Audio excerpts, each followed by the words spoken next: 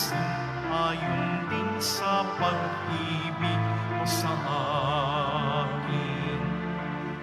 Buksan aking puso't isipan, pagsalansang ko'y aking kinikilala. Patawarin yaring kasalanan, ako'y kaawaan o mahal kong Diyos. Sang-ayon sa iyong kagandahang loob, mga sala ko'y iyong linisin ayon din sa pag-ibig mo sa akin. Sa ngalan ng Ama at ng Anak at ng Espiritu Santo. Amen. Ang pagpapala ng ating Panginoong Kristo, ang pag-ibig ng Diyos Ama, at ang pakikipagkaisa ng Espiritu Santo naway suma inyong lahat. At sumaiyo rin. Mga kapatid, aminin natin ang ating makasalanan upang tayo maging marapat gumanap sa banal na pagdiriwang. Inaamin ko Sa makapangyarihang Diyos at sa inyo mga kapatid, na lubha akong nagkasala sa isip, sa salita at sa gawa at sa aking pagkukulang. Kaya'y sinasamo ko sa mahal na Birheng Maria, Maria, sa lahat ng mga anghel at mga banal, at sa inyo mga kapatid, na ako'y ipanalangin sa Panginoong ating Diyos. kaawaan tayo ng makapangyarihang Diyos, patawarin tayo sa ating makasalanan at patnubayan tayo sa buhay na walang hanggan. Amen. Panginoon, kaawaan mo kami. Panginoon, kaawaan mo kami. Kristo, kaawaan mo kami. Kristo, kaawaan mo kami. Panginoon, kaawaan mo kami. Panginoon, kaawaan mo kami. Manalangin tayo. Ama naming makapangyarihan, tunghayan mo ang iyong sumasambang sambayanan upang ang pagpapakasakit na kusa naming pinagtitiisan ay magdulot ng kabutihan sa amin kalooban at gawang makapagmalasakit sa aming ugalit asal. Sa pamamagitan ni Kristo kasama ng Espiritu Santo magpasawalang hanggan. Amen. Magsiupo na po ang lahat.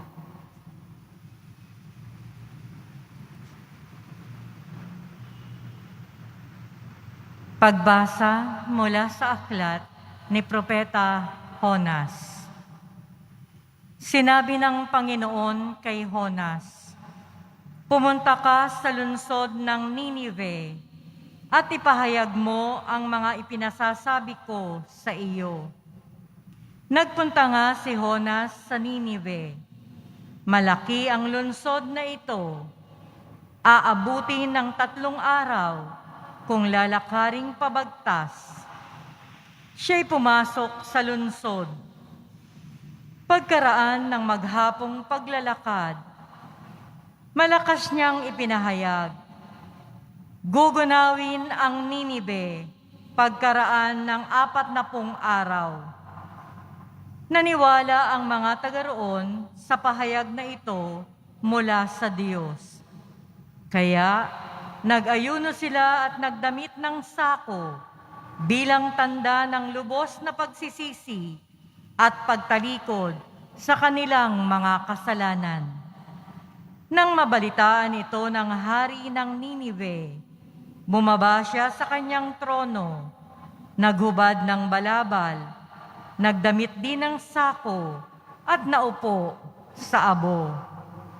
At ipinasabi niya sa mga taga-Ninive, ito'y utos ng hari at ng kanyang mga pinuno. Walang kakain isa man, wala ring iinom, maging tao o hayop. Lahat ng tao at hayop ay magdamit ng sako. Taimtim na manalangin sa Diyos ang bawat isa. Pagsisihan ng lahat ang nagawa nilang kasalanan at talikdan ang masamang pamumuhay. Baka sa paraang ito'y mapawi ang galit ng Diyos. Magbago siya ng kanyang pasya at hindi na ituloy ang balak na paglipol sa atin.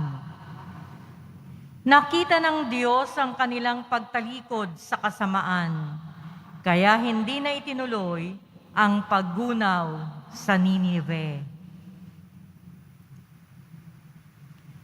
Ang salita ng Diyos. Salamat sa Diyos. Diyos ko, iyong tinatanggap, pakumbabat, pusong tapat. Diyos ko, iyong tinatanggap, pakumbabat, pusong tapat. Ako'y kaawaan, o mahal kong Diyos, sang-ayon sa iyong kagandahang loob. Mga kasalanan ko'y iyong pawiin, ayon din sa iyong pag-ibig sa akin. Hugasan mo sana ang aking karumahan, dalisayin mo ang aking kasalanan. Diyos ko, iyong tinatanggap, pakumbabat, pusong tapat. Isang pusong tapat sa aking likhain. Bigyan mo, O Diyos, ng bagong damdamin. Sa iyong harapay, huwag akong alisin. Ang Espiritu mo ang papaghariin. Diyos ko, iyong tinatanggap, pakumbabat, pusong tapat. Hindi mo nanais ang mga panghandog. Sa haing sinunog, di ka nalulugod. Ang handog ko, O Diyos, na karapat-dapat, ay ang pakumbabat, pusong mapagtapat. Diyos ko, iyong tinatanggap, pakumbabat, pusong tapat. Magsitayo po ang lahat.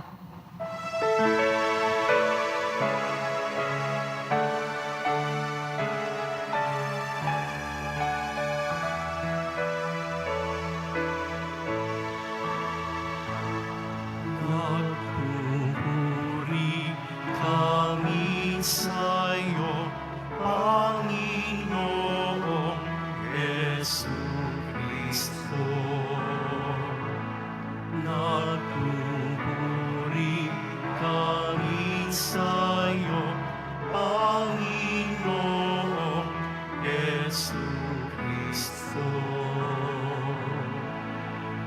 Magsisi tayong matapos, palinang magbalik loob sa magpapawagad na Diyos.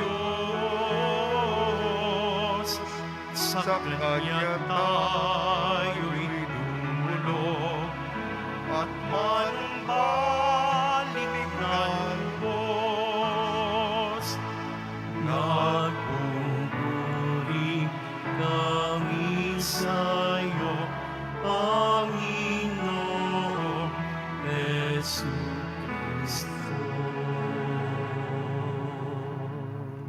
Sumainyo ang Panginoon. At sumaiyo rin. Ang mabuting balita ng Panginoon ayon kay San Lucas. Papuri sa iyo, Panginoon. Noong panahong yun, samantalang dumaragsa ang mga tao, sinabi ni Jesus, napakasama ng lahing ito.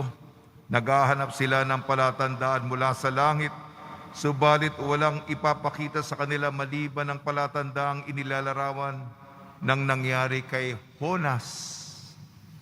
Kung paano naging isang palatandaan si Jonas sa mga taga-Ninive, gayon din naman magiging isang palatandaan ang lahing ito, ang anak ng tao. Sa araw ng paghukom, titindigan reyna ng timog laban sa lahing ito at sila'y hahatulan niya ng kaparusahan sapagkat nanggaling siya sa dulo ng daigdig upang pakinggan ang karunungan ni Solomon. Ngunit higit na di hamak kay Solomon ang naririto. Sa araw ng paghukom ay titindig ang mga taga-Ninive laban sa lahing ito at hahatulan ng kaparusahan sapagkat nagsisi sila dahil sa pangangaral ni Jonas. Ngunit higit na hindi hamak kay Jonas ang naririto. Ang mabuting balita ng Panginoon. Pinupuri ka namin, Panginoong Hesukristo. Magsiupo na po ang lahat. Binabati po namin kayo sa pagpapala, pagbibindisyon, pagbibiyaya, pagkakaloob ng napakaraming grasya mula sa ating butihing Nuestro Padre Jesus Nazareno. ang ating mga pagbasa, aklat ni Jonas at ang Ebanghelyo ayon kay San Lucas, ukol kay Jonas. Si Jonas po, pinapaalala na tayo'y magbalik loob, magsisi, magtika, iwanan ang buhay ng bisyo. May mga bata dito, kailangan silang palakihin. Patatama ko yung bisyo ng pagsusugal. Mauubos ang pera. Nagpagod ka Lunes hanggang Biyernes, tapos susugal ka, uubusin mo lahat. May napansin ako, ba't marami mga nagkukumpulan dito? Mga trabahador. Ano yung tinutukoy ko? Sabong. Yung weteng, 3 beses sa isang araw. May lalapit, tataya ka, malalaman mo resulta mamaya. Itong isabong, kada ilan? 5 minuto, 10 minuto, may bagong sabong na naman. At malalaman mo kagad ng resulta. Ubos ang pera. Adik ka sa sugal. Isang konkretong halimbawa, marami na pong naloloko dyan. At may mga kamatayan nga nakaugnay dito. Iwanan ang masamang larangang yan. Hindi mabuti para sa iyong pamilya. Pasensya na po, pasensya na po. Mahirap po yan. Konkreto po yan. Kay Jonas, sinabi kasi pang Kwaresma, sinabi, di ba 3 araw si Jonas sa loob ng balyena? 3 araw para maglakad papuntang Ninive. Ito'y patungkol sa 4 araw. Mabubuhay na maguli. At sinabi ni Jonas, sa loob ng 40 araw, kung hindi kayo magsisisi, gugunaw ang inyong lunsod. 40, hindi ba yan ang Kwaresma? 40 araw. Kaya doon natin nakukuha. Bakit? Ano ba yung triduo? Meron tayong liturgical na triduo. Ano ba yan? Sa Biblia yan. Ano ba yung Kwaresma? Ano ba yung 40? Ano to? Quarantine naman? Ano naman? Mahabang panahon yun. At alam mo, baka sa atin nahihirapan tayong umiwas sa bisyo, sa kasalanan. Kung adik ka sa isabong, mahirap na. Alam mo yung mga taga-Ninive, mga mayayaman yan. High class. Nung narinig nila ang maaaring mangyari sa lungsod nila, pati mga hayop, pwede ba yung mga pusa at aso nyo mag-ayuno din? Sila, magaganda yung mga damit nila, high class yan. Para yung mga nakatira sa mga exclusive na mga subdivision. Mare, ano ba? Susuot ng sako, imbis na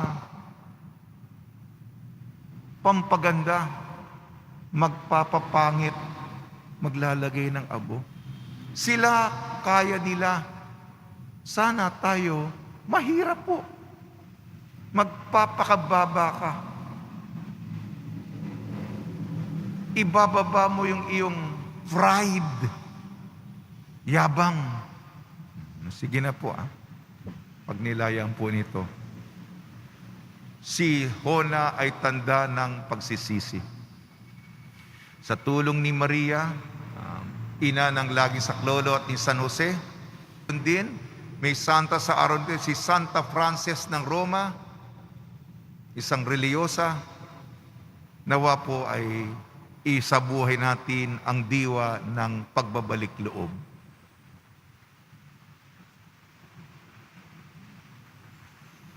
Magsitayo po ang lahat. Minamahal kong mga kapatid, natuklasan ni Jonas na hindi maaring takasan ng Panginoon. Tumawag tayo ngayon sa Diyos Ama upang hingi ng biyaya ng pagbabagong buhay. Tugon po natin, Ama naming lahat, turuan mo kami ng tunay na pagsisisi. Ama naming lahat, turuan mo kami ng tunay na pagsisisi. Ang mga pinuno ng simbahan naway maging puspusan sa kanilang pangangaral ng mensahe ng Diyos tungkol sa pagsisisi. Manalangin tayo. Ama naming lahat, turuan mo kami ng tunay na pagsisisi. Ang panahong ito naway maging pagkakataon ng pagbabago at pagbabalik loob sa Diyos. Manalangin tayo. Ama naming lahat, turuan mo kami ng tunay na pagsisisi. Tulad ng mga mamamayan ng Ninive, naway itakwil natin ang masasamang gawi at lumapit sa Diyos ng may kababaang loob at pagsisisi. Manalangin tayo. Ama naming lahat, turuan mo kami ng tunay na pagsisisi. Ang mga may sakit, naway makadama ng kapanatagan at pagmamahal mula sa mga nangangalaga sa kanila. Manalangin tayo. Ama naming lahat, turuan mo kami ng tunay na pagsisisi. Ama namin, ibinigay mo ang simbolo ni Jonas bilang pahiwatig sa pagdating ng iyong anak, kung paanong simula sa kawalang hanggan ay niloob mo ang kanyang muling pagkabuhay. Hiniling namin sa pamamagitan ni Kristong aming Panginoon. Amen. Magsiupo na po ang lahat.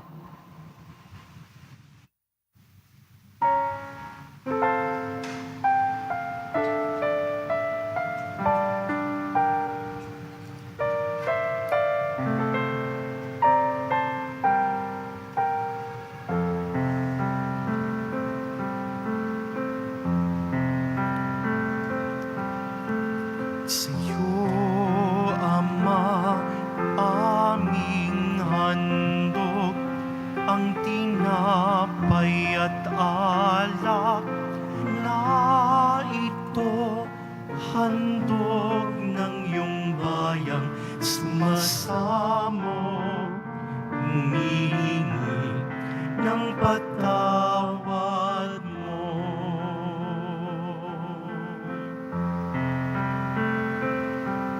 Sa pagsunod sa utos mo, nalulugod akong labis, di masukat ang galak ko, pagkat aking iniibig. Sa'yo, Ama, aming handog, ang tinapay at alak na ito, handog ng iyong bayang sumasamo, humingi ng patawad mo. Magsitayo po ang lahat. Manalangin kayo mga kapatid upang ang ating paghahain ay kalugdan ng Diyos amang makapangyarihan. Tanggapin nawa ng Panginoon itong paghahain sa iyong mga kamay, sa kapurihan niya at karangalan, sa ating kapakinabangan at sa buong sambayanan niyang banal. Ama namin lumikha, ang iyong mga kaloob ay aming inihahain upang aming sambahin ang ngalan mo. Mapagsaluhan nawa namin ito sa pakikinabang bilang tagapagdulot ng iyong walang maliw na kagalingan sa pamamagitan ng Kristo kasama ng Espiritu Santo magpasawalang hanggan. Amen. Sumainyo ang Panginoon. At sumaiyo rin. Itaas sa Diyos ang iyong puso at diwa. Itinaas na namin sa Panginoon. Pasalamatan natin ang Panginoong ating Diyos. Marapat na siya ay pasalamatan. Ama namin makapangyarihan, tunay nga marapat na ikaw ay aming pasalamatan sa pamamagitan ng Kristo na aming Panginoon. Sa pagbabakasakali mong kami bubuti, isinugo mo si Kristo upang pangunahan kami bilang pagsunod sa iyong atas na bigay. Ipinahayag ng iyong anak ang iyong kalooban, nang ang mga apit dukha ay kanyang damayan. Ngayon ay iyong inihahandog ang pagkakataong aming maisaloob, ang kanyang ganap at kusang paglilingkod, upang sa iyo'y lagi kaming makasunod. Kaya kaisa ng mga anghel na nagsisiawit ng papuri sa iyo nang walang humpay sa kalangitan, kami nagbubunyi sa iyong kadakilaan. Santo, Santo, Santo, Panginoong Diyos ng mga hukbo, napupuno ang langit at lupa ng kadakilaan mo, o sana sa kaitaasan. Pinagpala ang naparirito sa ngalan ng Panginoon, o sana sa kaitaasan. Magsiluhod po ang lahat. Ama naming banal, ikaw ang bukal ng tanang kabanalan, kaya sa pamamagitan ng Espiritu, gawin mong banal ang mga kaloob na ito upang para sa amin maging katawan at dugo ng aming Panginoong Jesucristo. Bago niyang pinagtiis ang kusang loob na maging handog, hinawakan niya ang tinapay, pinasalamatan kanya, pinaghati-hati niya yun, iniabot sa kanyang malagad at sinabi, tanggapin ninyong lahat ito at kanin, ito ang aking katawan, nihahandog para sa inyo.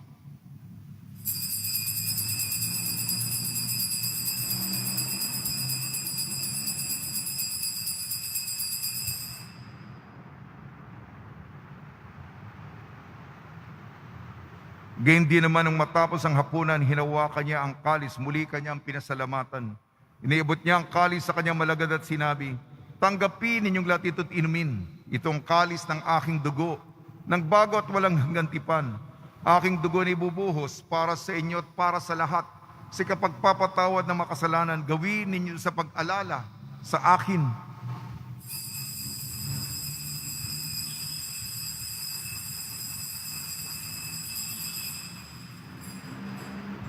Magsitayo po ang lahat.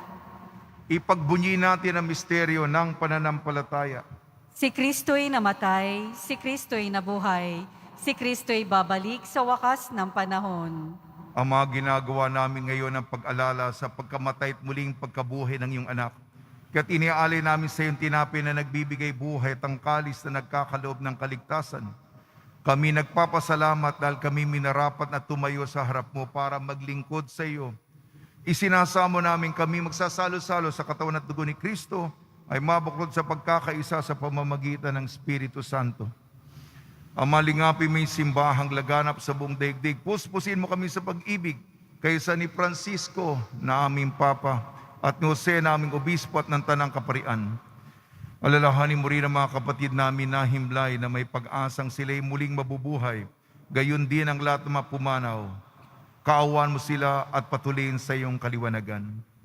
Kaawan mo at pagdapatin kaming lahat na makasalo sa iyong buhay na walang wakas kaysa ng mahal na Birhing Maria na ina ng Diyos, ina ng laging saklolo, ng kabiyak na puso niyang si San Jose kaysa ng mga apostol, Santa Frances ng Roma, ni San Juan Bautista at ng lahat ng mga banal na namuhay dito sa daigdig ng kalugod-lugod sa iyo. May pagdiwang nawa namin ng pagpupuri sa ikararangal mo sa pamamagitan ng anak na aming Panginoong Hesukristo. Sa pamamagitan ni Kristo, kasama niya at sa Kanya, ang lahat ng parangal at papuri ay sa iyo, Diyos amang makapangyarihan, kasama ng Espiritu Santo, magpa sa walang hanggan. Amen. Sa tagubili naman nakakagaling na utos sa turo ni Jesucristo na Panginoon natin at Diyos, ipahayag natin ng lakas loob. Ama namin, sumasalangit ka, sambahin ang ngalan mo, mapasa amin ang kaharian mo, sundin ang loob mo dito sa lupa para ng sa langit. Bigyan mo po kami ngayon ng aming kakanin sa araw-araw at patawarin mo kami sa aming mga sala para ng pagpapatawad namin sa nagkakasala sa amin. At huwag mo kaming ipahintulot sa tukso at iadya mo kami sa lahat ng masama. Hinihiling namin kami iadya sa lahat ng masama, pagkalooban ng kapayapaan, araw-araw iligtas sa kasalanan at ilayo sa lahat ng kapahamakan. Samantalang aming pinananabikan ang dakilang araw ng pagpapahayag ng tagapagligtas naming si Jesucristo. Sapagkat iyo ang kaharian at ang kapangyarihan at ang kapurihan magpakailanman. Amen. Panginoon sa Kristo, sinabi mo sa iyong mga apostol, kapayapaan ang iniiwan ko sa inyo, ang aking kapayapaan ang binibigay ko sa inyo. Tungayan mo ang aming pananampalataya at huwag ang aming mapagkakasala. At pagkalooban mo kami ng kapayapaan at pagkakaisa yun sa iyong kalooban, kasama ng Espiritu Santo, magpasawalang hanggan. Amen. Mga kapatid, mga kaibigan, sumayin po ang kapayapaan ng ating Panginoon. At sumaiyo rin. Magbigayan po tayo ng kapayapaan sa isa't isa.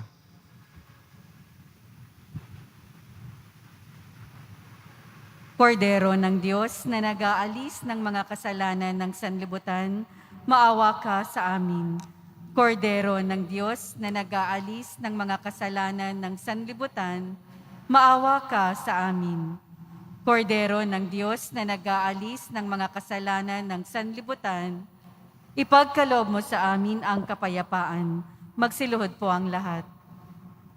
Ito ang kordero ng Diyos, ito nag-aalis ng kasalanan ng sanlibutan, mapalad na mainayayahan sa kanyang piging. Panginoon, hindi ako karapat-dapat na magpatuloy sa iyo, ngunit sa isang salita mo lamang ay gagaling na ako.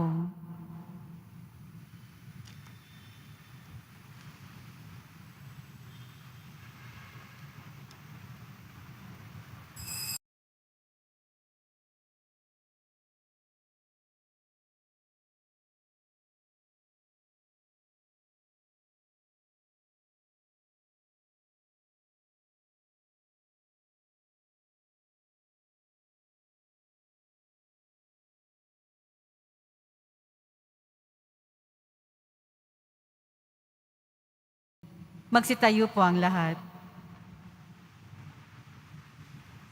Manalangin tayo. Ama namin mapagmahal, hindi mo pinagsasawang pagsaluhin sa iyong banal na piging, ipagkaloob pakinabangan namin ang iyong lakas at buhay na walang maliw sa pamamagitan sa Kristo kasama ng Espiritu Santo magpasawalang hanggan. Amen. Pagbabasbas sa mga deboto ng kanilang mga kahilingan at dasalan. Mahal na po ang Jesus Nazareno, iniyag mo sa pamamagitan ng krus ang walang maliw na pag-ibig ng Diyos sa sangkatauhan. Pakinggan mo kay Lingayong ka na nagsusumamo sa iyo, makamtanawan nilang iyong katugunan at tanggapin na kasagutan na may utang na loob na tinatanaw. Basbasan din po niyo mga daladala nila mga imahin at dasalan sa pamamagitan ng bendisyon na ito. Naway maalala ng mga pangalan sa binyag na ikaw iibig at paglilingkuran bilang Panginoon magpasawalang hanggan. Amen. Sumainyo ang Panginoon At sumaiyo at rin. pagpalain kayo ng makapangyarihan Diyos, Ama, Anak at Espiritu Santo. Amen. Taglayin po ninyo sa inyong pag-alis ang kapayapaan ni Jesucristo. Salamat sa Diyos.